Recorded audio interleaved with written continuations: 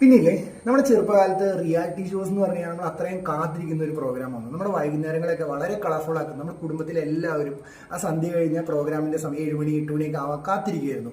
Idea star singer, ഗന്ധർവ സംഗീതം, തകതിമി, super dancer, അങ്ങനെ ഒത്തിരി പ്രോഗ്രാംസ് ഉണ്ടായിരുന്നു.